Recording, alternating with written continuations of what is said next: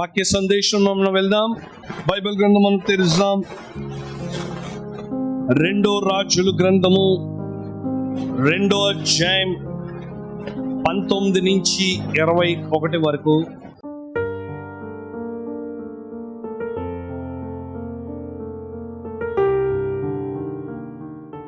సర్వశక్తి కలిగిన దేవుడా, మీకే స్తుతి స్తోత్రాలు. వాక్యం అన్న దేవుడు, నాతో అందరితో మీరు మాట్లాడండి. కూడి వచ్చిన బిడ్డలతో మీరు మాట్లాడండి. అలాగే ప్రభా, ఈ మెసేజ్ కూడా వింటున్న వారితో కూడా ప్రభా, బిడ్డలతో మీరు మాట్లాడమని సన్నిధిగా ప్రార్థిస్తున్నాను తండ్రి. ప్రభా, మాట్లాడే దేవుడు మీరు ప్రభా. సెలవు చాటుని నన్ను మరుగుపరచండి, తద్వారా మీ నామం మహిమ రావడానికి చూపించండి. మీకే స్తుతి స్తోత్రాలు చెల్లిస్తూ యేసుక్రీస్తు నామంలో ప్రార్థిస్తున్నాము తండ్రి. ఆమేన్, ఆమేన్. ఈరోజు అంశము రాసుకోండి. చేదైన జీవితాన్ని మధురంగా దేవుడు ఎలాగా మారుస్తాడు. ఎలీషా ద్వారా దేవుడు చేసిన 2వ అద్భుతం. చేదైన నీళ్ళని మధురంగా ఎలీషా ద్వారా దేవుడు అక్కడ అద్భుతము చేసి ఉన్నాడు. అలాగే మనం చూస్తే కనుక మోషే ద్వారా కూడా చేదైన నీళ్లు మారా అనే చోట దగ్గర చేదైన నీళ్లు కూడా అక్కడ మోషే ద్వారా కూడా మధురంగా మార్చబడి పట్టణంలో ఉన్న వారందరూ ఎలీషా దగ్గర రావడం అనేది మనకు కనబడతా ఉంటుంది. ఎలీషా దగ్గర వచ్చి చెప్తున్నారు ఏంటంటే, ఏలినవాడా, ఈ పట్టణములో ఎంత రమ్యంగా కనబడుతుందో ఆ పట్టణం వైపు నువ్వు చూస్తున్నావు, కానీ ఈ మంచి పట్టణంలో ఒక లోపం ఉంది. అదే ఏంటంటే నీళ్లు బాగాలేదు. ఆ నీళ్లు బాగా లేకపోవడం బట్టి భూమి ఏమైపోతుందంట, నిస్సారమయం అయిపోతుంది. అంటే దేనికి ఉపయోగరకంగా ఉంటుంది ఆ నీళ్ళైతే ఎలాంటి లోటు లేదు, సమృద్ధి అయిన నీళ్ళు ఉన్నది. కానీ ఆ నీటి వల్ల మా పట్టణానికి, మా గ్రామానికి ఎలాంటి ఉపయోగము లేకుండా ఉన్నది. అయ్యా, మీరు అన్ని వైపు చూస్తున్నారు, అంత బాగానే ఉన్నది, పట్టణం ఎలాంటి లోటు లేదు, చాలా రమ్యంగా కనబడుతుంది, కానీ అసలైన ఈ పట్టణంలో నీళ్లు సరిగా లేదు. ఆ నీళ్ళు ఒకసారి మీరు చూడండి అని చెప్పేసి ఎలీషాతో అక్కడ పట్టణంలో ఉన్న వారందరూ పరితిమలాడుతూ ఉంటున్నారు. ఎలీషా ఏం చేశారు అని అంటే, మనకు అక్కడ కనబడుతుంది ఏంటంటే, ఒక పాత్రను తీసుకొచ్చి ఆ పాత్రలో ఉప్పు వేయడం అనేది జరిగింది. ఆ పాత్రలో ఉప్పు వేసిన తర్వాత ఆ నీటిలో వెళ్ళి ఎప్పుడైతే ఆయన వేసిన తర్వాత చేదైన నీళ్లు, దేనికి పనికిరాని ఆ నీళ్లు పనికొచ్చే రీతిగా దేవుడు అక్కడ అద్భుతము చేశాడు. చరిత్ర చెప్తుంది ఏంటంటే, అప్పటి నుంచి ఇప్పుడు వరకు నీళ్లు మధురంగా మారిపోయింది. చేదైన జీవితాన్ని దేవుడు మధురంగా మార్చాలని కోరుకుంటున్నాడు. ఆమేన్, హల్లెలూయా. ఆ పట్టణం అయితే చాలా బాగున్నది, కనబడటానికి బాగున్నది, కానీ ఆ పట్టణంలో ఉన్న ఒకటే ఒక చిన్న లోపం. మన జీవితం కూడా అంత బాగున్నది, కానీ ఒకటే ఒక లోపంతో వల్ల మనకున్న పేరు పాడైపోతూ ఉంటుంది. ఆ ఒక్కటేంటి అసలు? అంత బాగానే ఉన్నది, దేవుని మందిరంకి వస్తున్నాం మంచిదే, ప్రార్థిస్తున్నాం మంచిదే, భక్తి కలిగి ఉంచున్నావు మంచిదే. నీ జీవితంలో ఆ ఒక్క లోపం బట్టి నీకు కలిగిన భక్తి ఉపయోగకరంగా ఉండట్లేదు, నువ్వు కలిగిన ప్రార్థన ఉపయోగకరంగా ఉండట్లేదు. ఎందుకనంటే ఆ ఒక్కటే ఒక చిన్న లోపం. ఆ చిన్న లోపం బట్టి మన జీవితం మధురంగా ఉండలేకపోతుంది. ఆ ఒక్కటి పోతే అంత బాగైపోతుంది. నీళ్ళైతే బాగుంది, కానీ ఆ నీళ్లు దేనికి ఉపయోగం లేకుండా ఉన్నదండి. ఉపయోగం లేని నీళ్ళనే ఉపయోగకరంగా మార్చిన దేవుడు. ఆమేన్, హల్లెలూయా. మన జీవితము ఒకవేళ ఎలాంటి ఉపయోగం లేకుండా ఉంటే గనక, ఎవరికి మాదిరిగా, ఎవరికి మేలుకరంగా లేకపోతే, అలాంటి దేవుడు మనల్ని ఇతరులకి ఆశీర్వాదకరంగా, ఇతరులకి మేలొచ్చే రీతిగా మనల్ని దేవుడు మార్చాలని కోరుకుంటున్నాడు. ఆమేన్, హల్లెలూయా. చేదైన నీళ్ళు మధురంగా మార్చిన దేవుడు మన జీవితాన్ని కూడా మధురంగా మార్చాలని కోరుకుంటున్నాడు. చేదైన జీవితము మధురంగా మారాలి అంటే ముందు మనుషుల్లో చేదు పోవాలి. ఎలాంటి చేదు మనుషులు ప్రస్తుతం కలిగి ఉన్నారు? మొదట రాసుకోండి. అసూయ అనే చేదు మనుషులు కలిగి ఉన్నారు. వాక్యంలో చూస్తే కనుక 1 సమూయేలు గ్రంథము 18వ అధ్యాయం 7-9. అసూయ అనే చేదు ఒక మనుషుల్లో నుంచి ఎప్పుడైతే వెళ్ళిపోతాదో ఆ మనిషి మధురంగా మారిపోతాడు. ఈ స్త్రీలు ఎందుకు చెప్పారో ఏంటో తెలీదు, అక్కడి నుంచే స్టార్ట్ అయిందంట. అప్పుడు వరకు అల్లుడు గారు మీరు వచ్చారు అని చెప్పేసి సౌలు గారు ఎంత మంచిగా మర్యాదగా మాట్లాడుతూ ఏం కావాలంటే అల్లుడు గారు మీకు ఏం వెరైటీ కావాలో అన్ని తీసుకొచ్చి పెట్టిన సౌలు గారు ఈ చిన్న పొరపాటు అక్కడ ఉన్న స్త్రీలే చేశారంట. స్త్రీలు ఎందుకు చేశారో తెలీదు, సైలెంట్ గా ఉంటే అయిపోయేది.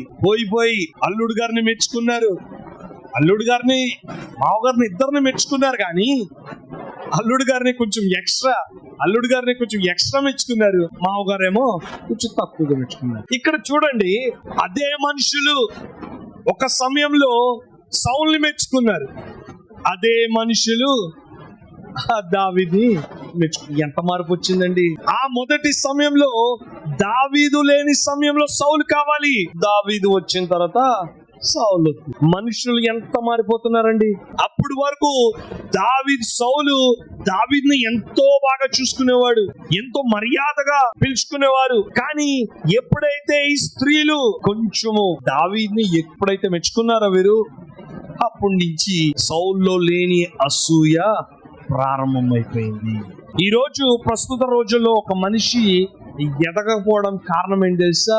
అసూయ. అలాగే ఒక మనిషి పతనమైపోవడానికి కూడా కారణము అసూయ. అలాగే అంటారు కదా ఒక సామెత, చింత సచ్చినా పులుపు సావలేనట్టు. నిజంగానే మనిషి అతి ముఖ్యంగా అసూయ నుంచి బయటికి రాలేని వారుగా చాలా మంది ఉన్నారండి.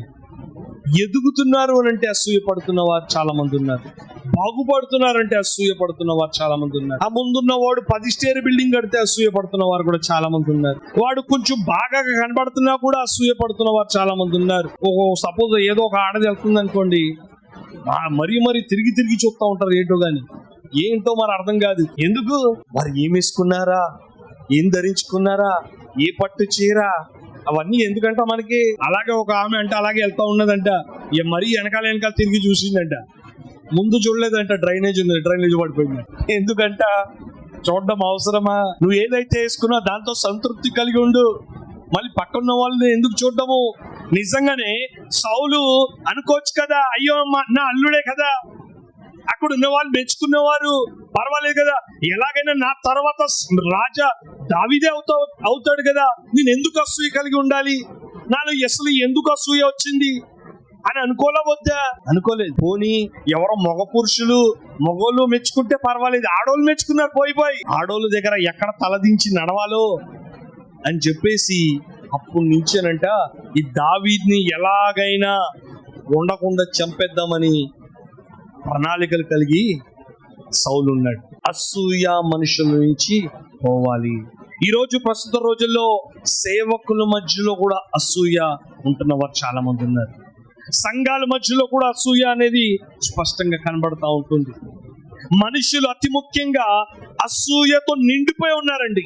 ఇది ఒక చేదు, ఈ చేదు పోవాలి. చింత సచ్చినా పొల్ప సావలేనట్టు ఎంత కూడా క్రైస్తవులుగా పిలబడినా, ఎంత భక్తి కలిగి ఉన్నా, ఎంత ప్రార్థన కలిగినా, ఎటో అటో ఎక్కడో దిక్కున అసూయతో నిండిపోయిన వారు చాలా మంది ఉన్నారు. ఈ అసూయ ఉన్న వరకు నీ జీవితంలో నువ్వు ఎప్పుడు బాగుపడలేవు, ఎప్పుడు ఎదగలేవు. ఏ స్థాయిలో అయితే ఉన్నావో అదే స్థాయిలో ఉంటావు. నిజంగానే అసూయ కలిగిన సౌలు పరిస్థితి ఏమైంది? బాగుపడ్డా? దిగజారిపోయాడా? ఇంకా దిగజారిపోయాడు. చివరికి ఎంత దిగజారిపోయాడు అనంటే చివరికి ఆత్మహత్య చేసుకుని చనిపోయే పరిస్థితిలో వెళ్ళిపోయాడు. ఎందుకని అసూయతో ప్రారంభమైనది. అసూయ అనే చేదు నుంచి బయటికి ఎప్పుడైతే మనం వస్తామో మనము మధురంగా మారడానికి అవకాశం ఉంటది. ఆమేన్, హల్లెలూయా. వాడు ఎదిగాడా? నీలో అసూయ రావద్దు. వాడు ఎదిగినా నీలో తగ్గింపు రావాలి. వాడు బాగుపడినా నువ్వు సంతోషపడేవాడిగా ఉండాలి.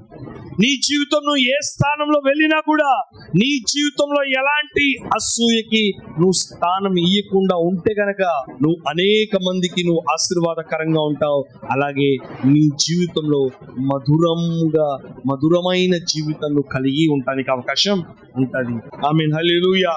దానికి సరి అయిన సాదృశ్యం ఎవరు అనంటే సౌలు. రాసుకోండి. 2 అవిధేయత అనే చేదు మనుషులు కలిగి ఉన్నారు. 1 సమూయేలు గ్రంథము 15వ అధ్యాయం 22వ వాక్యం. బలులు అర్పించుట కంటే ఆజ్ఞలు గైకొంటయు, పొట్టేలు క్రొవ్వును అర్పించుట కంటే వాటి ఇంటియు శ్రేష్టము. అవిధేయత అనే చేదు మనుషుల్లో ఎప్పుడైతే పోతాదో అప్పుడు నీ జీవితం మధురంగా మారడానికి అవకాశం ఉంటుంది.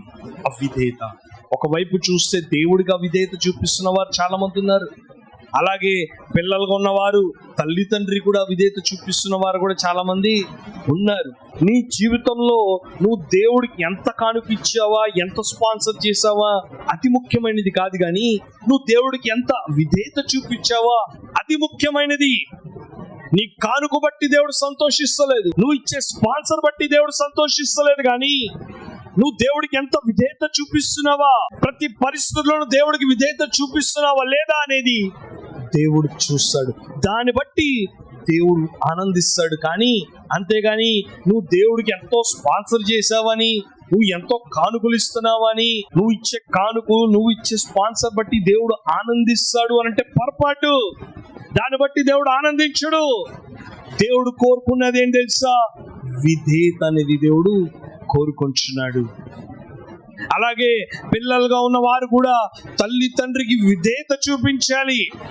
ఈరోజు చాలా మంది పిల్లలు తల్లి తండ్రికి విధేయత అనేది చూపించట్లేదు. వారికి ఇష్టకరమైన మార్గంలో వారు వెళ్ళిపోతున్నారు. వారికి ఇష్టకరమైన జీవితాలు వారు జీవిస్తున్నారు. అసలు ఒక చిన్న మాట కూడా లెక్క చేయట్లేదు. ఒక చిన్న మాట కూడా పాటించడానికి ఇష్టపడతలేదు. లెక్క చేయకుండా తల్లిదండ్రులని విడిచిపెడుతున్న పిల్లలు కూడా చాలా మంది ఉన్నారు. అన్ని దానికి విధేయత చూపించడానికి ఇష్టపడుతున్నారు, కానీ తల్లిదండ్రి దగ్గర వచ్చేటప్పుడు విధేయత చూపించలేని పిల్లలుగా ఉన్న వారు ఎంతమంది ఉన్నారు. ఈ చేదు పోవాలి. ఈ చేదు ఉన్న వరకు మనం మధురంగా మారలేము. ఆ నీళ్లు బాగుపడాలి, ఉపయోగకరంగా ఉండాలి అని అంటే ఆ నీటిలో ఉన్న చేదు పోవాలి. అంతేగాని మొత్తము నీళ్ళు మొత్తం తీసేస్తే దాని సమస్య పోతుంది అంటారా? పోదు. కులం అనే చేదు బట్టి మనుషులు మధురంగా ఉండలేకపోతున్నారు. ఐశ్వర్యవంతులను దరిద్రులను కలిసి ఉందురు, వారందరినీ కలుగు చేసిన వాడు యెహోవాయే. ఏమండి, ఇక్కడ అసలు కులం అంటూ ఎక్కడైనా ప్రస్తావన చేసి ఉన్నదా? అసలు వాక్యంలో మనుషులందరినీ దేవుడు సృష్టించాడు. కులం ఎక్కడి నుంచి వచ్చిందండి? అసలు ఎవరు పెట్టిందండి కులము? మనుషులు పెట్టారా? దేవుడు పెట్టారా? మనుషులు చేసిందండి ఇది కులము. ఎప్పుడైతే ఈ మనుషులు తయారు చేశారు ఈ కులము, దాన్ని బట్టి మనుషులందరూ వేరైపోతున్నారండి, విడిపోతున్నారండి, భాగాలుగా విడిపోతూ ఉంటున్నారు. మీ ఫలానా కులమస్తులండి, మా ఈ కులం అండి, మాకు ఆ కులం అండి అని చెప్పేసి వేరుబాటు అనేది చేస్తున్న ప్రస్తుత రోజుల్లో మనం ఉన్నామండి. మనుషులు ఒకరొకరు సహాయం చేసుకోలేకపోతున్నారు, ఒకరొకరు ఆదుకోలేకపోతున్నారు. ఒకరి మధ్యలో ఒకరు ప్రేమ ఎందుకు ఉండలేకపోతుందంటే అతి ముఖ్యమైనది కులము. కులం అనే చేదు బట్టి మనుషులు మధురంగా ఉండలేకపోతున్నారు. ఇది నిజంగానే చూస్తే కనుక కులం అనేది ప్రారంభం చేసిన వారు మనుషులు. సంఘాల్లో కూడా కులము అనేది వచ్చేసిందండి. ఫలానా సంఘము ఫలానా కులం కలిగిన సంఘమే, ఫలానా క్రైస్తువులు ఫలానా కులం కలిగిన వారు. ఏంటంటే అసలు నువ్వు దేవుని నమ్మిన తర్వాత నీలో కులం అంటూ ఉండొద్దు. ఇప్పుడు కూడా నీలో కులము, నేను ఈ క్యాస్ట్, నేను మైనారిటీ లేదంటే మెజారిటీ అనేవన్నీ నువ్వు కలిగి ఉన్నావు అని అంటే నువ్వు మారుమనసు పొందలేదు. ఇప్పుడు వరకు సంపూర్ణంగా మార్పు రాలేదు. ఏంటంటే పరలోకంలో డిపార్ట్మెంట్స్ ఉంటాయా? Caste departments. ఫలానా కులం ఉన్నవాడు అక్కడ ఉంటారు, ఫలానా కులం వాళ్ళు ఇక్కడ ఉంటారు అని ఉంటుందండి? ఉండదు. మనుషుల్లో కులం ఎందుకు నాటుపడిపోయింది? ఎందుకు దాని నుంచి బయటికి రాలేకపోతున్నారు? ఒక మనిషికి బ్లడ్ కావాలనుకోండి, ఆ మనిషి అంటాడా, ఏమంటే నాకు పలానా కులం ఉన్నవాడే బ్లడ్ తీసుకురండి, అప్పుడే నేను ఎక్కించుకుంటాను, లేదంటే ఎక్కించుకోనంటే ఆడు చచ్చిపోతాడు. ఆ బ్లడ్ వచ్చే వరకు ఇడు ఉంటాడా? ఉండడు. వీడికి ఏం కావాలి? గ్రూప్ కావాలి, బ్లడ్ గ్రూప్. నా గ్రూప్ కలిగిన బ్లడ్ తీసుకురండి. ఆడు ఏ కులం వస్తున్నాడంటూ ఉంటే ఏంటి, ఎలాగున్నా పర్వాలేదు, దరిద్రులైనా పర్వాలేదు, ఆ బ్లడ్ తీసుకొస్తే చాలండి, నేను బ్రతుకుతాను అని కోరుకుంటాడు. అంతేగాని పలానా కులం కలిగిన వారే బ్లడ్ తీసుకోజరండి, అప్పుడు నాకు ఎక్కిస్తే నీ బ్రతుకుతాను అని అంటాడా? అనడు. ఎందుకు? ప్రాణం వచ్చే వరకు నీకు కులం అవసరం లేదు. అసలు దేవుడు అందరినీ ఒక్కలాగానే చేశాడు. ఒకవేళ కలర్లో మార్పు ఉండొచ్చు, బ్లడ్లో మార్పు ఉండొచ్చు, హెయిర్ స్టైల్లో మార్పు ఉండొచ్చు, ఒకళ్ళు సన్నగా ఉండొచ్చు, ఒకళ్ళు పొట్టిగా ఉండొచ్చు, ఒకళ్ళు లావుగా ఉండొచ్చు, అది వేరే విషయము. దేవుడు అందరినీ సృజించిన వాడు. కలిసిమెలిసి ఉండటానికే దేవుడు మనందరినీ సృష్టించాడు. కలిసిమెలిసి ఉండి సంతోషంగా ఉండటానికే మన దేవుడు మనల్ని సృష్టించాడు, కానీ కులం బట్టి మనం వేరు చేయడానికి కాదండి. అతి ముఖ్యంగా ఏంటంటే, దేవుని నమ్మలేని వారు అన్యులు వారు మాట్లాడుతున్నారంటే వేరే విషయం, కానీ క్రైస్తవులు కూడా అలా మాట్లాడుతున్నారంటే ఎంత బాధాకరము. మనం ఏ కులము? మనం యాత్రికులము. యాత్ర చేస్తున్నాం, మనము కొన్ని రోజులు ఉంటాం, తర్వాత అయిపోయింది మన జర్నీ. అలాగే వాక్యంలో యోబు గ్రంథము 1వ అధ్యాయం 21లో చూద్దాం. యోబు భక్తుడు ఏమంటాడంటే, నీ నుట్టి చేతులతో వచ్చాను, దిగంబరుగుడుగా వచ్చాను, కాస్ట్లీ బట్టలతో వచ్చాను అన్నాడా? ఈ రోజు చాలా మంది కాస్ట్లీ డ్రెస్ వేసుకుంటున్న వారు చాలా మంది ఉన్నారండి. ఏమంటే కొన్ని వీడియోస్ మీరు చూడండి ఒకసారి. ఒక అతనంట షర్ట్ గోల్డ్ షర్ట్ కుట్టించుకున్నాడంట. ఆడికి ఇంకా పైనుంచి ఆడు ఫుల్ ఫొటోస్, వీడియోస్ ఫేస్బుక్ లో, యూట్యూబ్ లో గోల్డ్ మ్యాన్ అంటాడు పేరు. పాతి పెట్టిన తర్వాత గోల్డ్ మ్యాన్ ఏమైపోతాడు? డస్ట్ మ్యాన్ అయిపోతాడు, బుడిద మ్యాన్ అయిపోతాడు. అప్పుడు ఇంకేదైనా ఉపయోగం ఉందా? గోల్డ్ మ్యాన్ అంట, గోల్డ్ షర్ట్ వేసుకుని తిరుగుతున్నాడంట. నిజంగా నేనేమంటా తెలుసా, నువ్వు పుట్టగానే గోల్డ్తో రాలేదమ్మా. నువ్వు పుట్టగానే నువ్వు ఎలాగొచ్చా? సూపర్గా డ్రెస్ వేసుకుంటా, షర్ట్ వేసుకుంటా, చిరిగిపోయిన ప్యాంట్ వేసుకుంటా స్టైల్గా వచ్చావా? ఏమి లేకుండా వచ్చావమ్మా. మళ్ళీ నువ్వు పాతి పెట్టిన తర్వాత అన్నీ పోతాయి, ఏమీ ఉండదు. యోబు భక్తుడు ఏమంటున్నాడంటే, నువ్వు పాత పెట్టిన తర్వాత, నువ్వు చనిపోయిన తర్వాత నీ కులం ఎక్కడికి వెళ్ళిపోతుంది? నీ మతం, నువ్వు ఏదైతే కులం అంటున్నావు కదా, నా కులమే గొప్పది, నా కులమే హయ్యర్ అంటున్నావు కదా, ఈ లోకంలో నువ్వు చనిపోయిన తర్వాత నీ కులం ఎక్కడ వెళ్ళిపోతుంది? నువ్వు ఏం తెచ్చావు, ఏం తీసుకెళ్తావు? నువ్వు కులము తీసుకొచ్చావని అనుకుంటున్నావు, కానీ వెళ్ళేటప్పుడు నువ్వేం తీసుకెళ్ళవు. నువ్వు కలిగిన బంగారం నువ్వు తీసుకెళ్ళావు, నువ్వు కలిగిన పేరును నువ్వు తీసుకెళ్ళావు, నువ్వు కలిగిన ఆస్తిని నువ్వు తీసుకెళ్ళావు, నువ్వు కలిగిన గొప్పతనం నువ్వు తీసుకుని వెళ్ళావు. ఉట్టి చేతులతో వచ్చావు. ఈ లోకాన్ని నువ్వు విడిచిపెట్టేటప్పుడు కూడా నువ్వు ఉట్టి చేతులతోనే వెళ్ళిపోతావు. ఏమండి, నిన్నటి దినము రామోజీరావు చనిపోయారు. ఆయనకి ఎంత డబ్బు ఉందంటే తెలుసా మీకు? రామోజీ ఫిలిం సిటీ ఎవరిది? ఆయనదే. ఈటీవీ ఎవరిది? ఆయనదే. మార్గదర్శి బోల్డ్ అంతానండి వ్యాపారము. ఆయనకి ఎంత డబ్బుని తెలుసా? కోట్లు.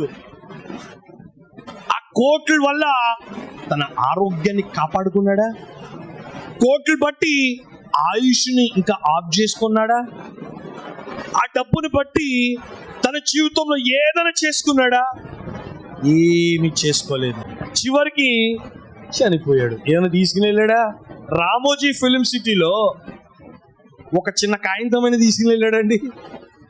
ఏమి తీసుకెళ్ళలేదు. నిజంగా దేవుడు ఇవన్నీ చూసి నవ్వుతాడు. ఏమంటాడు తెలుసా? మనుషులు ఏ పార్టీ వారు మీరు? అసలు ఇంతలో కనబడే అంతలో ఆవిరి వంటి వారు మీరు. ఈ ఆవిరి వంటి వారు మీరు ఎందుకంట కొన్ని విషయాలు బట్టి విర్రవీగుతున్నావు? ఎందుకంట కొన్ని విషయాలు బట్టి నీ కాలర్ ఎగరేస్తున్నావు? ఎందుకంట అని కొన్ని విషయాలు బట్టి నా కులమే గొప్పదని నువ్వు ఎందుకు అంటున్నావు? నువ్వు ఏ పార్టీ వాడివి? ఇంతలో కనబడి ఇంతలో మాయమైపో ఆవిరి వంటి మనుషులు అయిన మీరు ఎందుకు ఇవన్నీ దాన్ని బట్టి ఎందుకు విర్రవీగుతా ఉంటున్నారు చాలా మంది? నా కులము నిజంగా ప్రతి విషయంలో కులం అండి. నిజంగా కొన్ని దేశాల్లో కులం అంటూ అసలు కనబడుతుందండి? కనబడదండి. మానత్వం అండి. ఒక మనిషి చనిపోతున్నాడు, ఒక మనిషికి సహాయం కావాలి అని అంటే సహాయం చేయలేని పరిస్థితి రోజుల్లో ఉన్నామండి ఈరోజు. మనుషులు కాపాడలేకపోతున్నారండి. ఒక మనిషి చనిపోతున్నాడు అంటే సెల్ ఫోన్ పట్టుకుని సెల్ఫీతో వీడియో తీస్తున్నారు. వీడియోలో తీసుకుని ఫేస్బుక్ లో, యూట్యూబ్ లో పెట్టుకుంటున్నారండి. వ్యూస్ కోసము, సబ్స్క్రైబ్ కోసము, గొప్పవాడైపోవాలని చెప్పేసి చేస్తున్న వారు ఎంతమంది ఉన్నారండి? దేవుడు ఇవన్నీ చూసి ఆనందిస్తాడండి. ఒక మనిషికి మనిషి సహాయం చేయకపోతే, ఒక మనిషికి తోడుగా ఉండకపోతే నువ్వు ఎంత వీడియో తీస్తే ఉపయోగం ఏంటి? అదే నీ కుటుంబంలో ఉన్న వారు ఎవరైనా అపాయంలో ఉన్న సమయంలో నువ్వు కూడా అలాగే చేస్తావా? వీడియో పెట్టుకుని తీస్తావా? సెల్ఫీ తీస్తావా? ఫోటో తీసుకుంటావా? సహాయం చేయవు. ఎంత బాధాకరం అండి. నిజంగా కొన్ని వీడియో చూస్తానండి, బాడీలో ఎలాగైపోతుందని తెలియదండి. తెలుసా, ఒక మనిషి పెద్ద కత్తి తీసుకొచ్చానండి, ఆమెని నరికేస్తా ఉన్నాడు. ఏమంటే 10 మంది వెళ్ళి కాపాడలేరండి? 10 మంది వెళ్ళి కాపాడగలరా లేరా? ఆడి దగ్గర కత్తి ఉన్నదంటే మన దగ్గర కర్రో ఏదో ఒకటి పట్టుకుని తీసుకెళ్ళి అడ్డు వేసి ఏదో ఒక కాపాడడానికి అవకాశం ఉన్నదా లేదా? ఎవరో సూపర్ స్టార్ వస్తున్నాడంటే దూకేస్తారు జనాలు. 10 మంది కాదు, 100 మంది దూకేస్తారు. ఆడు పట్టుకోవాలి, వాడు ముద్దు పెట్టాలి, ఇవన్నీ దానికోసం అయితే వెళ్ళిపోతారు. ఎవరో ఒకటి చంపేస్తా ఉన్నారంటే మధ్యలో ఎవరైనా వచ్చి కాపాడమంటే వీడియో తీస్తూ ఉంటారు. మనుషులు ఎలాగ నిజంగా నేను ఏమన్నానంటే, ఫారెన్ కంట్రీస్లో మీరు చూడండి, ఏ మనిషి అయినా ఏదైనా అయిందనుకోండి గబగబా పరిగెట్టుకుని వెళ్ళి కాపాడటానికి ఇష్టపడతారండి. సెల్ ఫోన్ తీసి వీడియో దిగడరండి. ఫస్ట్ మానత్వము. ఒక మనిషికి సహాయం చేయకపోతే నీకున్న బ్లడ్, ముందున్న వాడికి బ్లడ్ ఒకటే కలరు, నువ్వు పెట్టింది కులము, ప్రతి దానికి కులము. ఇది పోవాలి, చేదు పోవాలి. మనుషులు ఈ చేది ఉన్న వరకు ఓ మనిషి మధురంగా మారడానికి అవకాశం ఉండదు. ఈ లోకంలో నువ్వు ఉట్టి చేతులతో వచ్చావు, ఈ లోకం విడిచిపెట్టి కూడా నువ్వు ఉట్టి చేతులతో వెళ్ళిపోతావు. శ్రీదేవి చనిపోయిందండి. శ్రీదేవి చనిపోయేటప్పుడు కూడా మేకప్ వేసారంట. చనిపోయిన తర్వాత మేకప్ వేస్తే ఉపయోగం ఏంటమ్మా? ఉపయోగం ఏదైనా ఉందా చెప్పండి? బూడిది వేసారు. చనిపోయిన తర్వాత నీ అందం ఎక్కడికి వెళ్ళిపోతుంది? నువ్వు ఉన్న కొన్ని రోజులు, ఉన్న కొన్ని సంవత్సరాలు, నువ్వు బ్రతుకుతున్న కొన్ని సంవత్సరాల వరకు ప్రేమ కలిగి ఉండు, సమాధానం కలిగి ఉండు, ఐక్యత కలిగి ఉండు. చనిపోయిన తర్వాత నువ్వు ఎంత ప్రేమ కలిగి ఉండడానికి అవకాశం ఉంటుందంటారా? బ్రతుకుండగానే నీ భర్త విలువను తెలుసుకోవాలి, జీవిస్తుండగానే భార్య యొక్క విలువను తెలుసుకోవాలి. నీ తల్లి తండ్రి బ్రతుకుండగానే పిల్లలుగా ఉన్న మీరు నీ తల్లి తండ్రి విలువ మీద తెలుసుకోవాలి. చనిపోయిన తర్వాత ఎంత తెలుసుకుంటే ఉపయోగమో లేదు. మనలో కులం అనే చేదు మనుషులు కలిగి ఉన్నారు. చేదు పోవాలి, అప్పుడే మధురంగా మారడానికి అవకాశం ఉంటుంది. చేదైన మాటలు మనుషులు కలిగి ఉన్నారు. నీటి బొగ్గలు అనంటే దీనికి సాదృశ్యం ఏంటి? నోరు. మంచి మాటలు, చెడ్డ మాటలు ఒక్క నోటి నుంచి రాదు. చర్చికి వచ్చేటప్పుడు ప్రైజ్ ద లార్డ్, ఇంటికి వెళ్ళిన తర్వాత బూత్ మాటలు, రెండు రకాలుగా మాట్లాడుతున్నారు. చర్చికి వచ్చేటప్పుడేమో భక్తి పరులలాగా, పరిశుద్ధురాల్లాగా, ఇంటికి వెళ్ళిన తర్వాత బూతులు మాట్లాడుతున్న వారు కూడా ఉన్నారు. కానీ దేవుడు ఏమంటున్నాడంటే, ఈ చేదైన మాటలు ఎప్పుడైతే నువ్వు కలిగి ఉంటావో నువ్వు మధురంగా ఉండలేవు. నువ్వు మధురంగా ఉంటేనే ఇతరులకు ఉపయోగకరంగా ఉంటావు. ఏ రీతిగా అయితే నీ జీవితంలో చేదైన నీళ్లు నువ్వు తాగడానికి ఇష్టపడవో, అలాగే నువ్వు కూడా ఇతరులకి నువ్వు మధురంగా ఉండాలి. నీ మాటలు ఎలా ఉండాలంటే మధురమైన మాటలు మాట్లాడేవాడిగా ఉండాలి. చేదైన మాటలు బాధ పెట్టే మాటలు, గాయపరిచే మాటలు, బూతు మాటలు ఇవన్నీ నీ నోటి ద్వారా నుంచి రావద్దు. దేవుడు అతి ముఖ్యంగా కోరుకుంటున్నా తెలుసా, మన నోరుని మనము కంట్రోల్ చేసుకోవాలి. అంటారు కదా ఒక మాట, నోరు బాగుంటే ఊరు బాగుంటుంది అంటారు. మన నోరు బాగోలేదనుకోండి ఊరు బాగుంటుందా? నోరు బాగడం తర్వాత నువ్వే బాగుండవు. నువ్వు కలిగిన సాక్ష్యం పాడైపోవడానికి అవకాశం ఉంటుంది. నువ్వు ఎంత చర్చికి వెళ్ళి ఎంత స్తోత్రాలు హల్లెలూయా చెప్పి ఉపయోగం ఏంటి? నువ్వు బూతులు మాట్లాడుతూ ఉంటే. క్రిస్మస్ రోజు క్యాండిల్ వెలిగించాను, పాటలు పాడాను, కేక్ కట్ చేశాను, డాన్సులు చేశాను, భక్తి పరులలాగా యాక్టింగ్ చేశాను అంటే ఉపయోగం ఏంటి? మన నోరుని మనము చూసుకోవాలి.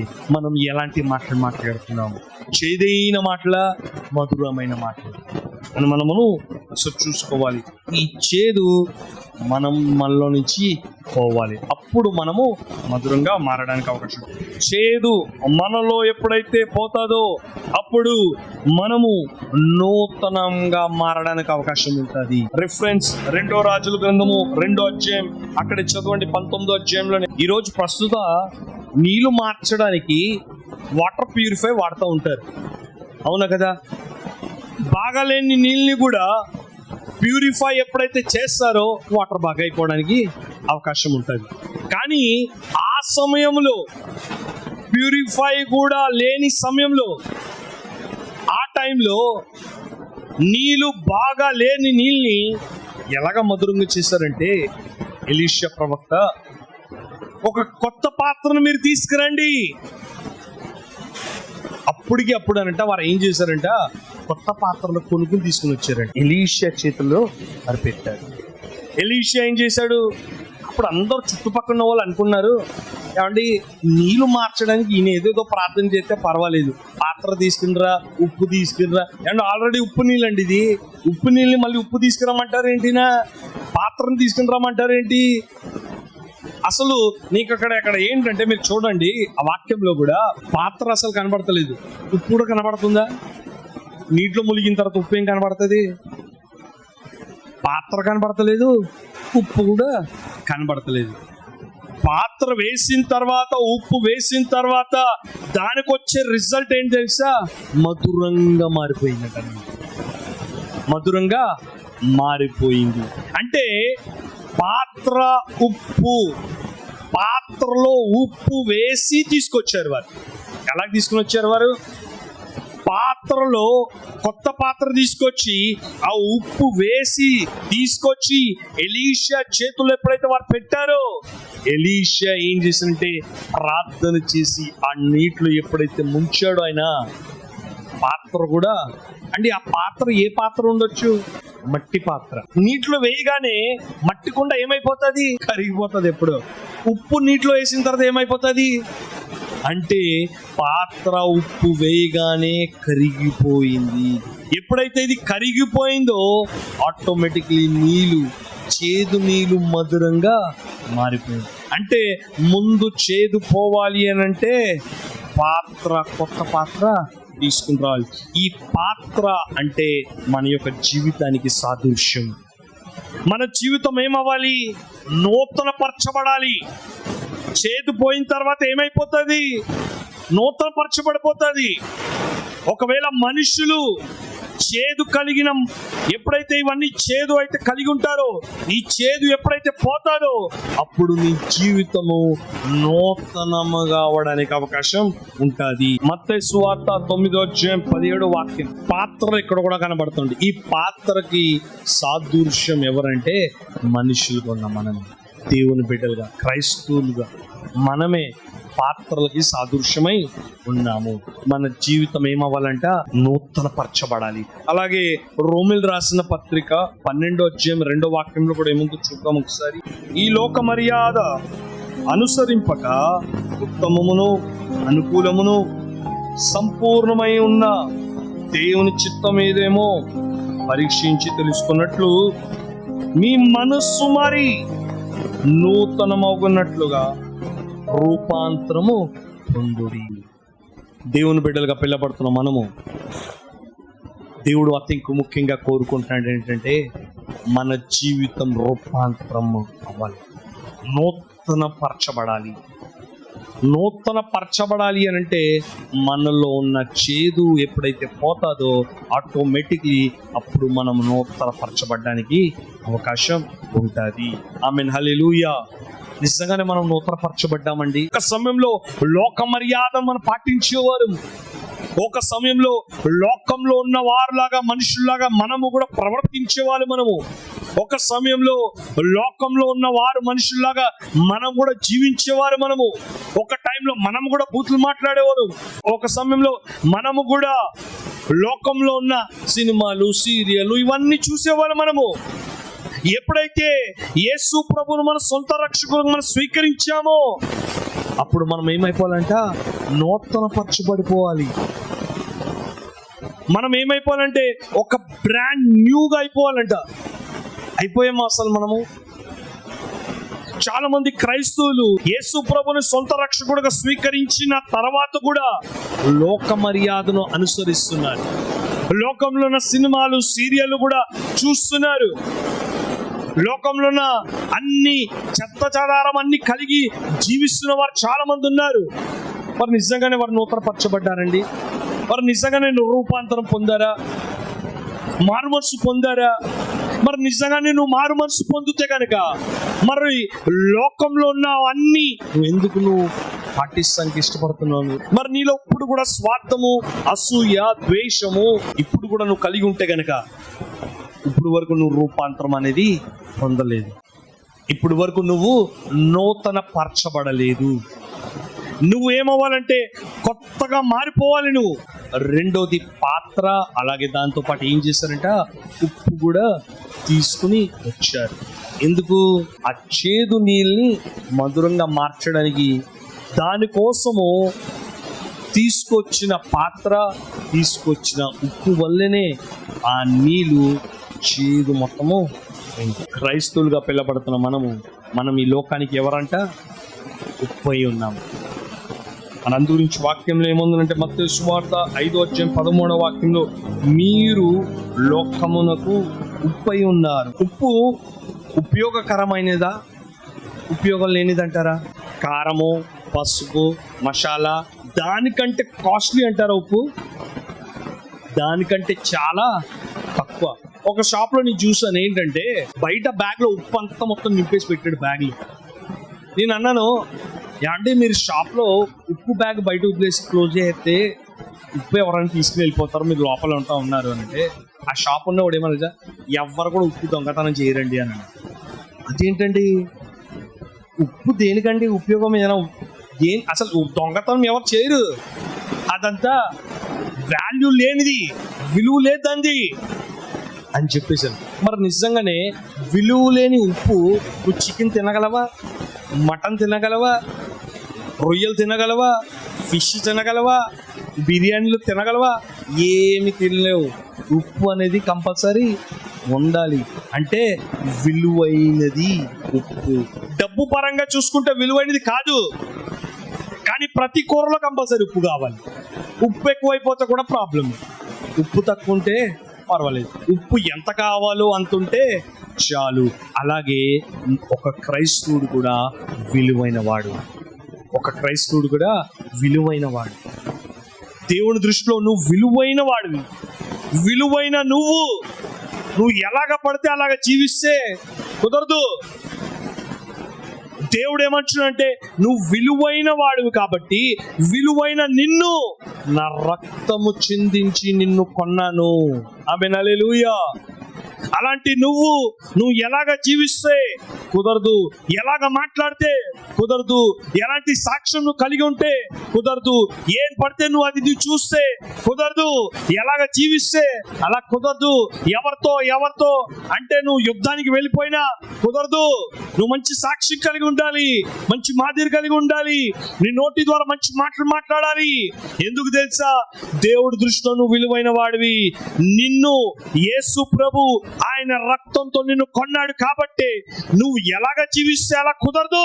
నా ఇష్టం అండి, నా జీవితం అండి, నేను ఎలా పడితే అలా జీవిస్తానండి అంటే కుదరదు.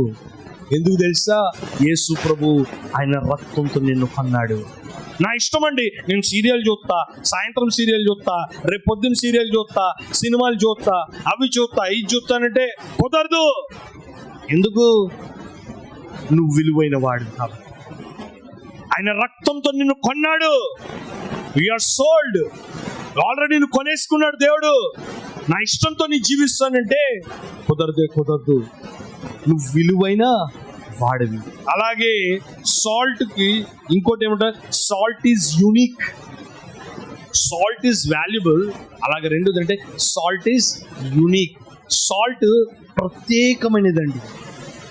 అన్ని దానికన్నా ఉప్పు ప్రత్యేకమైనది. కూరలో సపోజ్ కారము పసుపు లేకపోయినా అడ్జస్ట్ అయ్యి తినొచ్చు, కానీ ఉప్పు లేకపోతే అడ్జస్ట్ అయ్యి తినలేము. ఉప్పుకి ఒక ప్రత్యేకమైన స్థానం ఉంది. నువ్వు కూడా క్రైస్తవులుగా పిలబడుతున్న మనము కూడా ప్రత్యేకించబడిన వారం. మనము కూడా ఒక ప్రత్యేకించబడిన వారండి. మనము కూడా లోకంలో ఉన్న వారిలాగా మనం జీవించడానికి లేదు. వారు ఎలాగ జీవిస్తున్నారో మనం జీవించడానికి దేవుడు నిన్ను పిలవలేదు, దేవుడు నిన్ను ఏర్పరచుకోలేదు. వారు అలాగ నడుస్తున్నారు కదా, నేను కూడా అలాగే నడవాలి అని అంటే కుదరదు. You should be separate, you are unique. ఒక క్రైస్తవులు ప్రత్యేకించబడిన వారు. అందరూ ఎలాగ నడుస్తున్నారు, నేను కూడా అలాగే నడుస్తానంటే నువ్వు ఎలాగ ప్రత్యేకించబడిన వాడివి? నువ్వు ప్రత్యేకించబడిన వాడు కాబట్టి నువ్వు ఎలాగ ఉంటే అలాగా కుదరదండి.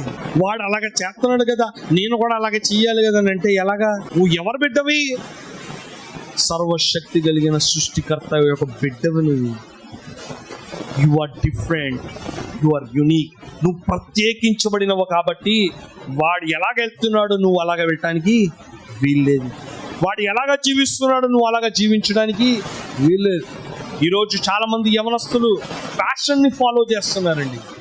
వాడు సినిమా స్టార్లో ఉన్నవాడు ఎలాగ ఉన్నాడు, ఈ హీరోయిన్ ఎలాగ ఉన్నది. ఏమంటే ఒక పట్టు చీర కొనుక్కుంటానికి వెళ్ళారంట అమ్మాయిలు. ఏమండి ఫలానా అనుష్కానంట ఆ చీర కొనుక్కున్నా, అది చూపిస్తారా అంటే ఆమె చీర కొనుక్కున్నా నువ్వు వేసుకుంటావా? నువ్వు ఎవరిని ఫాలో అవ్వాలి, ఏది వేసుకోవాలి? ఫ్యాషన్ వల్ల ఉపయోగం ఏదైనా ఉన్నదంటారా? ఫ్యాషన్ వల్ల చాలా మంది బ్రతుకులు పాడైపోతున్నాయండి. ఫ్యాషన్ని ఫాలో చేస్తావా నువ్వు? నీ బ్రతుకుని బాగు చేసే వాక్యాన్ని ఫాలో చేస్తావు? నిర్ణయించుకోవాలి. నీ జీవితంలో ఫ్యాషన్ వల్ల నీ జీవితంలో కలిసి వచ్చేది ఏమి లేదు. ఆడలా గుండు కొట్టాడు కదా, నేను కూడా అలాగ గుండు కొట్టించుకుంటాను. ఆడు తలకి కలర్ ఎంటించుకున్నాడు, నేను కూడా కలర్ ఎంటించుకుంటాను అని అంటే నువ్వు ప్రత్యేకమైన వ్యక్తివి కాబట్టి నువ్వు వాడిలాగా జీవించడానికి వీల్లేదు. వాడు ఎలాగున్నాడో, వాడు ఏ రీతిగా మాట్లాడుతున్నాడో, వాడు ఏదైతే కలిగి ఉన్నాడో అలాగే నువ్వు కలిగి ఉండటానికి వీల్లేదు. You are unique. నువ్వు ప్రత్యేకించబడిన వాడు. వాడు ఎలాగెళ్తున్నాడో నువ్వు అలాగ వెళ్ళటానికి వీల్లేదు.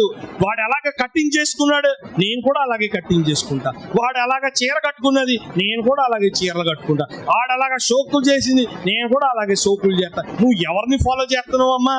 లోకంలో ఉన్న సినిమా స్టార్ని ఫాలో చేస్తావా నువ్వు? లోకంలో ఉన్న ఫ్యాషన్ని ఫాలో చేస్తావు నువ్వు? నువ్వు ప్రత్యేకించబడిన వాడివి. ఎందుకు నువ్వు వేరుగా ఉండవు? నువ్వు ప్రత్యేకంగా ఎందుకు ఉండడానికి ఇష్టపడవు? నువ్వు అందరు ఎలాగ వెళ్తున్నారు, నేను అలాగ ఎందుకు వెళ్ళాలి? అందరు అలాగ మాట్లాడుతున్నారు, నేను ఎందుకు మాట్లాడాలి? అమ్మ అబద్ధం మాట్లాడకపోతే ఎలాగ జరుగుతుంది? అబద్ధం మాట్లాడాలి కదా.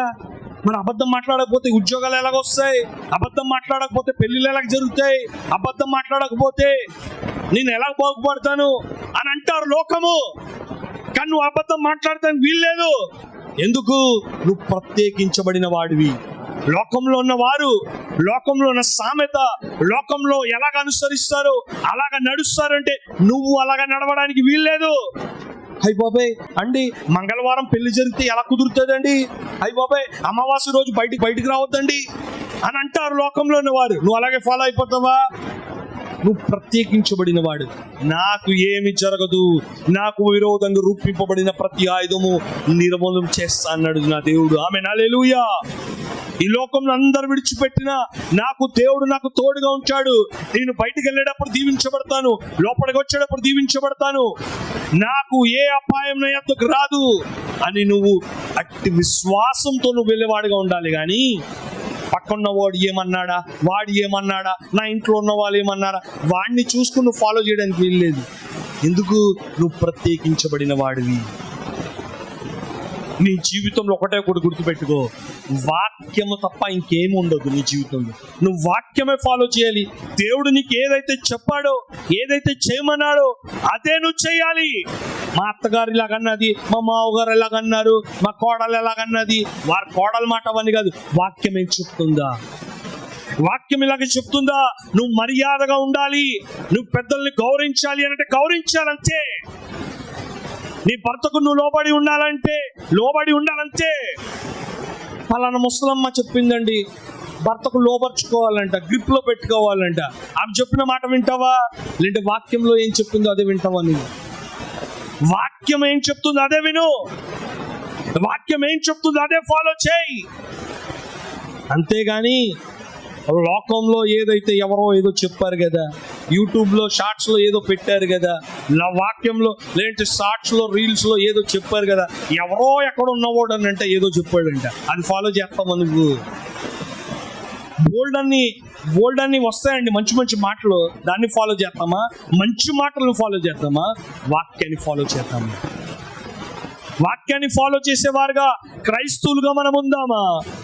లేదంటే ఫలానా సామెత, ఫలానా కొటేషన్, ఫలానా వారు ఏదో చెప్పారు కదా దాన్ని ఫాలో చేద్దామా? ఒకసారి మనం నిర్ణయించుకోవాలి. మనం ప్రత్యేకించబడిన వారము, ప్రత్యేకించబడిన క్రైస్తవులు మనము. లోకంలో ఉన్న వారిలాగా మనం ఉండటానికి వీల్లేదు. లోకంలో ఉన్న మర్యాదను మనం పాటించొద్దు, లోకంలో ఉన్న ఆచారాన్ని మనం పాటించొద్దు, లోకంలో ఉన్న సంప్రదాయాన్ని మనం పాటించొద్దు. You are unique, you are separate, you are different. నువ్వు ఒక ప్రత్యేకించబడిన వాడివి. నువ్వు ఒక మంచి స్థానం దేవుడు నీకు ఇచ్చాడు. మదర్ టెరిసా స్టాచ్యూ దగ్గర చాలా మంది వెళ్ళి నిలబడి మదర్ టెరిసాని చూసుకుని చాలా మంది మెచ్చుకుంటారండి. ఏమండి, నిజంగానండి బైబిల్లో ఉన్న యేసు ప్రభు ఎలాగ కనపడతాడో ఎవరు చూసి మనం నేర్చుకోవచ్చానంటే, మదర్ టెరిసా చూస్తే యేసు ప్రభు కనపడుతున్నారండి అని అన్నవారు కూడా బోల్డ్ మంది ఉన్నారండి. నిన్ను చూసి యేసు ప్రభు నిజంగానే ఇలా ఉంటాడని అంటానికి వీలున్నది? అసలు ఈమె చూస్తే అసలు సాతాను బిడ్డలా కనపడుతుందండి. మాట్లాడితే బూతులు, మాట్లాడితే నోరు పెద్ద నోరు తెరుతుందండి. ఈమె దేవుని బిడ్డ, అసలు నువ్వు దేవుని బిడ్డలా కనపడుతున్నావు. అసలు నువ్వు ఈరోజు దేవుడు మనతో మాట్లాడిన మాట ఏం తెలుసా?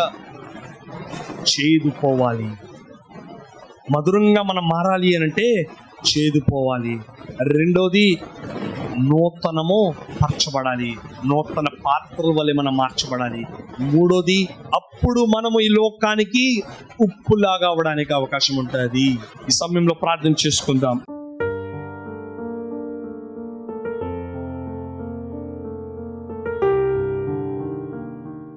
మమ్మల్ని మిక్కిలిగా ప్రేమిస్తున్న మా ప్రియ పరమ తండ్రి, మీకే స్తుతులు స్తోత్రాలు చెల్లిస్తున్నాం. ఈ రోజు మాట్లాడిన ప్రతి ఒక్క మాటలు బట్టి మీకు వందనాలు. ప్రభా, నిజమే ప్రభా, యేసయ్య చేదైన బ్రతుకుని, చేదైన జీవితాన్ని ప్రభా మీరు మధురంగా మార్చాలని కోరుకొంటున్నారు తండ్రి. మారాలి అని అంటే ప్రభా మాలో చేదు పోవాలి తండ్రి. ప్రభా యేసయ్య మాలో చేదైన గుణాలు, చేదైన ఏది ఉన్నా కూడా తండ్రి అది మేము తీసివేయడానికి కృప చూపించండి. అట్టి సహాయం మాకు దయచేయండి ప్రభా. తండ్రి మీకు ఇష్టం లేనిది మేము మాలో జీవితంలో ఉండటానికి వీల్లేదు తండ్రి. అలాగే ప్రభా మేము నూతన పరచబడాలని ప్రభా మీరు సెలవిచ్చారు. అలాగే ప్రభా యేసయ్య ఎప్పుడైతే మేము నూతన పరచబడతామో అప్పుడు మనం ప్రభా ఈ లోకానికి ఉప్పులాగా ప్రభా మారడానికి అవకాశం ఉంటుంది ప్రభా. ఏ రీతిగా అయితే మీరు సెలవిచ్చారు, మీరు ఈ లోకానికి ఉప్పై ఉన్నారో అని మీరు ప్రభా సెలవిచ్చారో నిజమే ప్రభా. ఈ లోకానికి మేము ఉప్పులాగా ఉండటానికి కృప చూపించండి ప్రభా. అలాగే ఈ మాటలు విన్న ప్రభా యేసయ్య ప్రతి ఒక్క బిడ్డలతో ప్రభా యేసయ్య మీకే స్తుతి స్తోత్రాలు. ప్రతి ఒక్క బిడ్డలు మీరు పేరు దీవించి ఆశీర్వదించండి. అలాగే మెసేజ్ వింటున్న వారితో ప్రభా ప్రత్యేక రీతిగా ప్రభా మీరు జ్ఞాపకం చేసుకోండి. బిడ్డలు ఏ సమస్యల్లో, ఏ శోధనలో, ఏ ఇరుకు ఇబ్బందుల్లో ఉన్నారు, ప్రతి శోధన ఇరుకు ఇబ్బందుల నుంచి విడుదల దయచేయండి. ఒకవేళ ప్రభా బిడ్డలు అనారోగ్యంతో ప్రభా బాధపడుతూ ఉంటే వారికి సంపూర్ణమైన ఆరోగ్యం, సంపూర్ణమైన స్వస్థత, విడుదల యేసు క్రీస్తు నామములో దయచేయండి ప్రభా. బలపరచండి, స్థిరపరచండి ప్రభా. బిడ్డలు విదేశంలో నుంచి వింటున్నారేమో, ఏ గ్రామం, ఏ ఊరు, ఏ పట్టణం నుంచి ప్రభా ఈ మెసేజ్ బిడ్డలు వింటున్నారు. ప్రత్యేకంగా ప్రభా బిడ్డలు మీరు దీవించండి, ఆశీర్వదించండి. వారు ప్రభా చేస్తున్న ప్రతి పనుల పాటలో, ప్రయాణంలో, మార్గంలో మీరు తోడుగుండండి ప్రభా. మీ కృప కనికరం ప్రభా చూపించండి ప్రభా. యేసయ్య బలపరచండి, స్థిరపరచండి. మీరు రాకడకు అందరూ మీరు సిద్ధపరచమని మీ సన్నిధిలో ప్రార్థిస్తున్నాం. కూడి వచ్చిన ప్రతి ఒక్క బిడ్డల్ని మీరు పేరు పేరు జ్ఞాపకం చేసుకోండి. బిడ్డల్ని మీరు దీవించి ఆశీర్వదించమని మీకే స్తుతి స్తోత్రాలు చెల్లిస్తూ యేసుక్రీస్తు నామంలో ప్రార్థిస్తున్నాము తండ్రి. ఆమేన్, ఆమేన్, ఆమేన్.